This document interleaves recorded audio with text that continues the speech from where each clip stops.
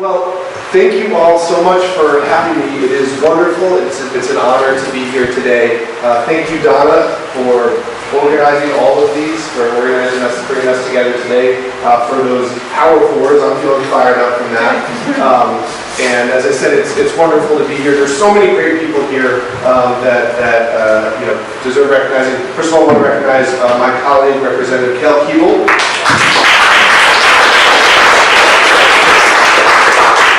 I think you certainly don't need me telling you this, but as you all know, Kel is a relentless advocate for this community at the State House. He has been a relentless thorn in the side of Invenergy at the State House. I've been proud to be able to work with him on the legislation that he introduced around blocking the power plant, around changing the facility siting board process to be more fair and open for our communities. Those are pieces of legislation that never would have passed the House without Chairman Keeble's leadership. So thank you for being here. It means a lot to have you here with our campaign. Everyone here who's been so involved in this process is inspiring. Alicia, Aaron, Jason, sorry, I'm gushing a little bit, but every time I come to this beautiful part of our state, I really do feel inspired. I've been proud to be an outspoken advocate against the Invenergy proposal since the very, very beginning. But I will admit that when it started, when this fight began, I was not very optimistic about it. Certainly, Invenergy came in here feeling like this was all sewn up. You know, they had all the money, they had all the corporate lobbyists, they had all the attorneys. And even when the opposition, the organizing, the activism here started, I know that their thinking to themselves was, this will be fine. They'll get tired, they'll wear out. There's no way that a bunch of volunteers and neighbors are going to be able to have the staying power of our teams of lobbyists and attorneys. And you have proved them wrong. And that deserves a big, big round of applause. And you should know that folks across the state are watching this, and you made that very clear with your organizing across the state with the town council resolutions. But there's a lot of us that have been inspired by your fight.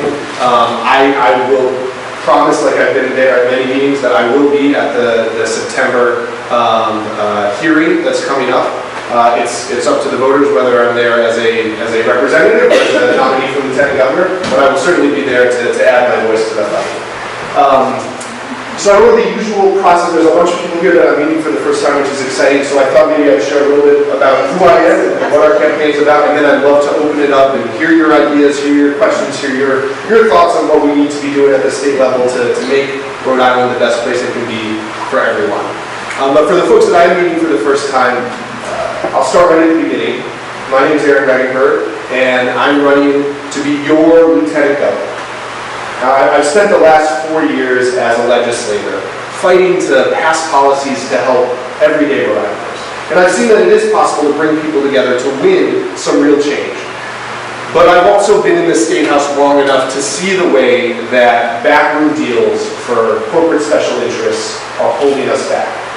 The drug companies, the fossil fuel polluters, the corporations like Invenergy and others, the groups that can write big checks, drown out the voices of regular people.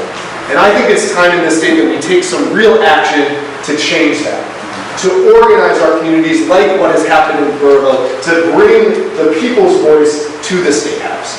And that's why I'm here today. That's also the work that first got me involved in public service.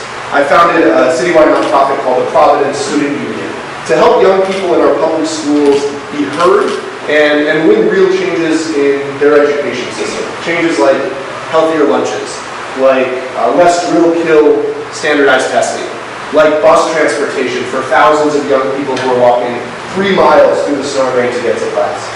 And that's the same approach that I've worked to take as a legislator, building diverse coalitions around our state to win some significant policy victories that a lot of insiders, a lot of special interests did everything they could to fight against. I was proud to lead the fight to give Rhode Island's 20,000 tipped workers their first pay raise in 20 years, make it a little easier for moms and dads parking cars or hustling tables to make ends meet. I've pushed for policies to address the overdose crisis that's impacting so many of our communities. And I was proud this last session, working with Chairman Keeble and others, to pass legislation around fentanyl testing strips that there's a lot of public health research shows can save some real lives in our state.